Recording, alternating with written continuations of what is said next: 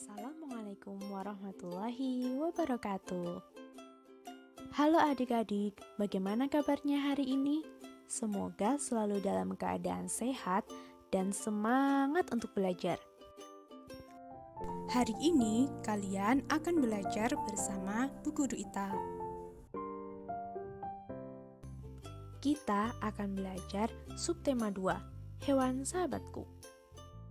Adik-adik, Ibu mau tanya, kalian punya hewan peliharaan di rumah? Coba sebutkan.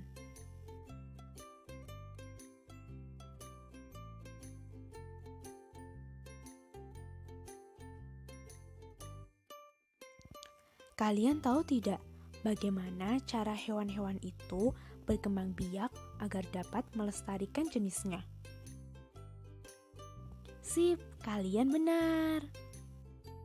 Nah, jadi perkembangbiakan hewan dibagi menjadi dua jenis, yaitu berkembang biak secara vegetatif dan juga generatif.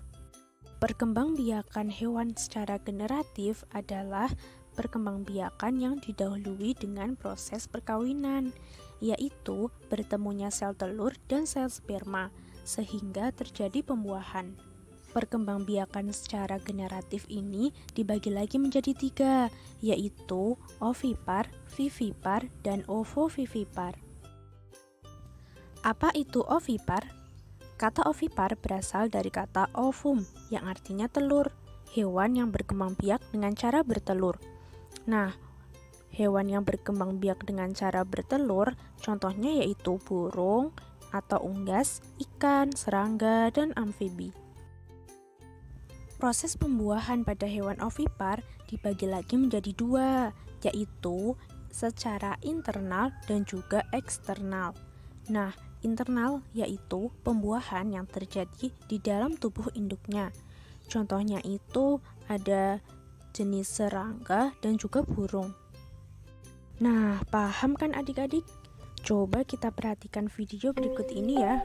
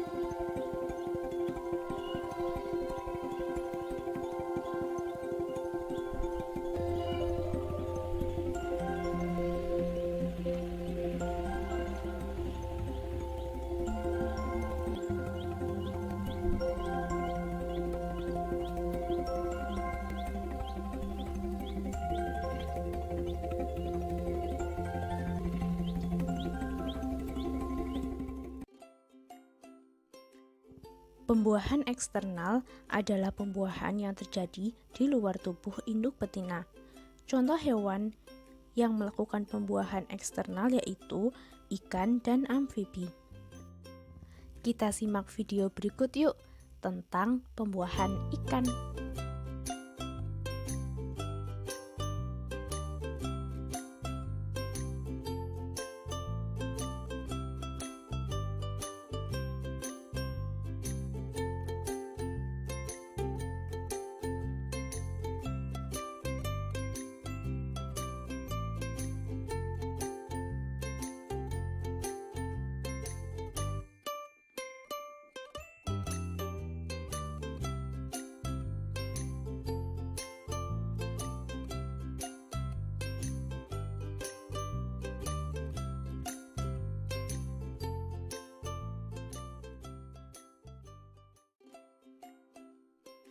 Selanjutnya yaitu perkembangbiakan secara vivipar. Vivipar adalah perkembangbiakan dengan cara melahirkan. Contoh hewan vivipar adalah kelompok mamalia, baik yang hidup di air maupun di darat. Proses pembuahan pada vivipar terjadi di dalam rahim induk betina. Ovum yang telah dibuahi oleh sperma disebut zigot.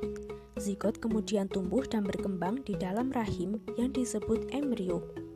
Masa tumbuh dan berkembangnya embrio disebut masa kehamilan.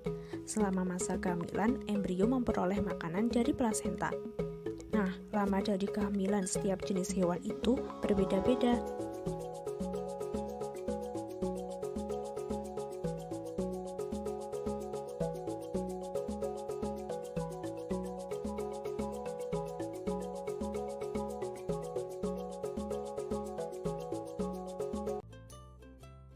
Yang ketiga adalah perkembangbiakan ovovivipar. Ovovivipar yaitu berkembang biak dengan cara bertelur dan melahirkan. Contoh hewan ovovivipar yaitu ikan hiu, ikan pari, kuda laut, jenis-jenis ular seperti ular piton dan ular boa, dan kadal. Bagaimana cara hewan ovovivipar berkembang biak? Pada hewan ovovivipar, pembuahan terjadi di dalam tubuh. Setelah terjadi pembuahan, zigot akan terbentuk. Zigot tumbuh menjadi embrio di dalam telur.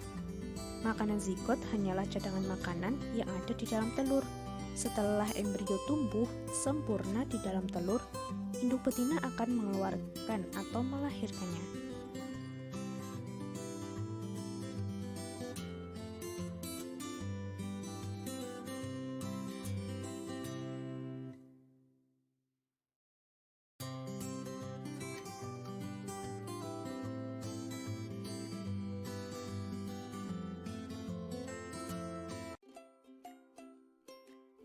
Adik-adik, sekarang sudah tahu kan hewan apa saja yang berkembang biak dengan ovipar, vivipar, dan ovovivipar? Nah, sekarang coba sebutkan ciri-ciri dari masing-masing hewan yang berkembang biak dengan ovipar, vivipar, atau ovovivipar. Ayo, siapa yang tahu? Sip, kalian benar. Hewan yang berkembang biak dengan ovipar, ciri-cirinya yaitu 1. Berkembang biak dengan cara bertelur. 2. Tidak memiliki daun telinga, rahim, dan kelenjar susu. 3. Tidak menyusui anaknya. Sedangkan vivipar yaitu kebalikannya dari ovipar. Ovovivipar tidak mempunyai ciri khusus. Namun, yang membedakannya karena mereka mengandung calon anaknya dalam bentuk telur yang disimpan di dalam tubuh induknya hingga menetas. Setelah menetas, induknya akan melahirkan calon anak tersebut. Nah, adik-adik, tahu tidak, Indonesia memiliki banyak sekali jenis hewan, baik yang ada di darat maupun yang ada di air. Selain keberagaman hewan, Indonesia juga memiliki keberagaman suku, bangsa, ras, dan agama. Hal ini mengingatkan kita pada Pancasila sila ketiga. Apa kalian ingat bunyi Pancasila sila ketiga itu bagaimana? Ya, kalian benar. Bunyinya yaitu Persatuan Indonesia. Arti dari Persatuan Indonesia adalah sebagai masyarakat Indonesia, kita harus menjadi satu. Satu yang dimaksud adalah utuh dan tidak terpecah-pecah. Sedangkan bersatu artinya satu cara supaya Indonesia menjadi bangsa yang kuat. Indonesia dikenal dengan beragam suku, bangsa, ras, dan agama. Namun, kita harus tetap bersatu dalam meraih cita-cita negara. Karena dengan bersatu, kita bisa memenuhi tujuan Indonesia untuk melindungi seluruh masyarakatnya dari peperangan dan perpecahan. Jadi, beragam perbedaan di Indonesia sebaiknya bukan untuk jadi bahan pertentangan, tapi menjadi alasan untuk kita bersatu. Aku bahagia, hidup sejahtera di Katulistiwa. Alam berseri-seri, bunga beraneka, mahlingga ramai-ramai.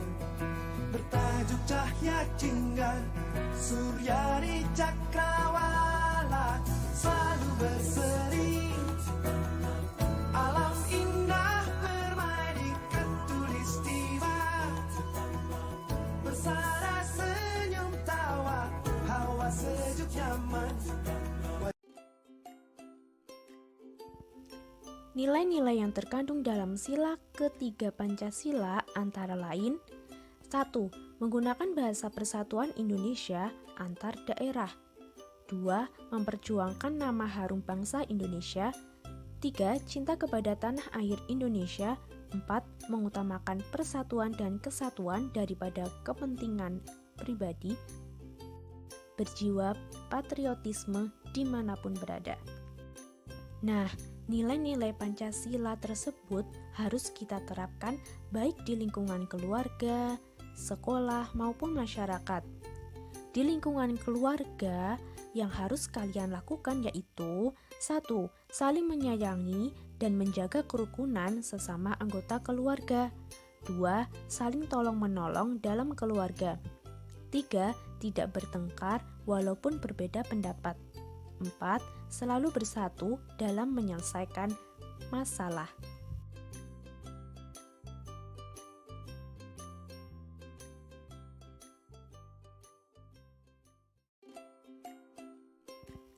Di lingkungan sekolah yang harus kalian terapkan yaitu 1. Menghargai dan saling menghormati antar siswa dan guru. 2. Kerja bakti membersihkan lingkungan sekolah. 3. Melaksanakan piket bersama-sama. 4. Memisahkan teman yang sedang bertengkar. 5. Mengikuti upacara bendera dengan baik.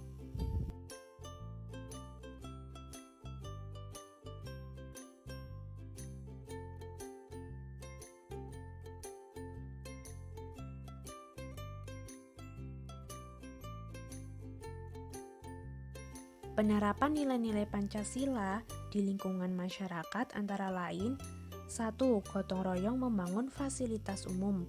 2. Mengikuti siskampling atau ronda dengan tanggung jawab. Nah, kalau ronda ini bisa dilakukan oleh orang dewasa.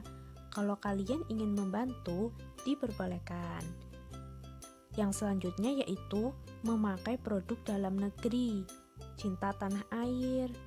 Nah, yang terakhir itu tidak membeda-bedakan suku, agama, ras, dan golongan.